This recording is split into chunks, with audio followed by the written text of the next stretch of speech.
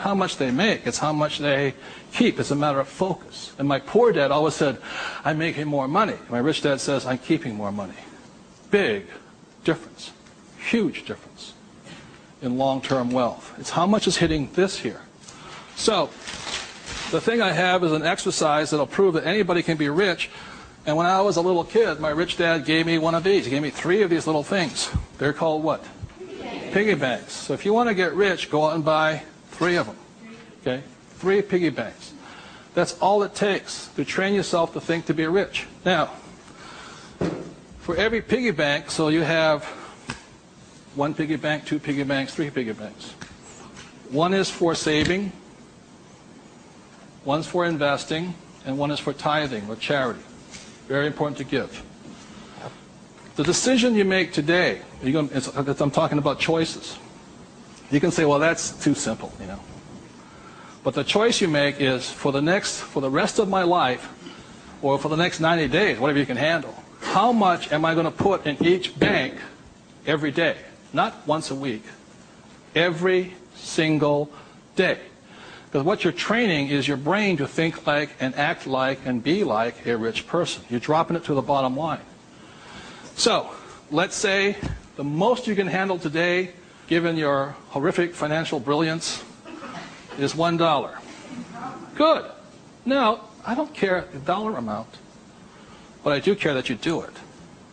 It's like going to the gym and saying, you know, today I look like a sumo wrestler, but tonight I'll be looking like Arnold Schwarzenegger. It's not possible, you know what I mean? It's not going to happen.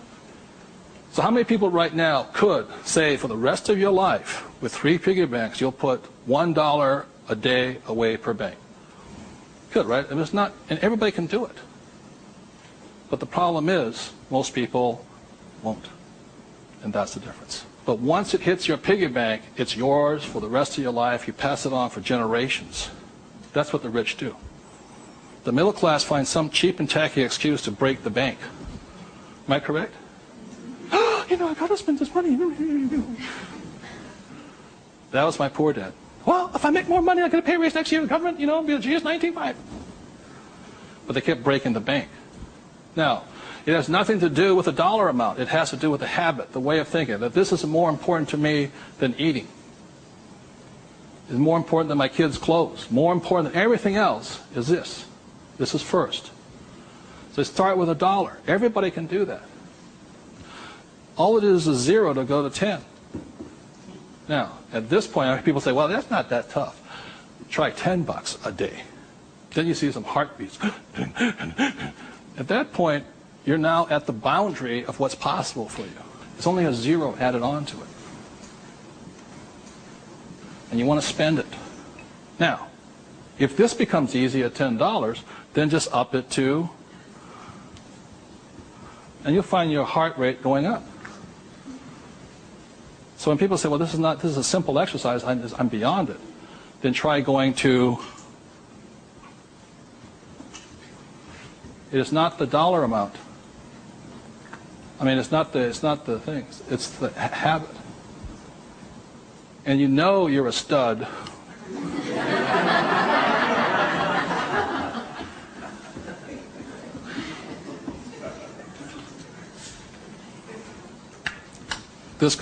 This never spent. This is what your mad money is. You buy your properties and stocks and bonds, mutual funds with. You can afford to lose this if necessary, but you never lose this one.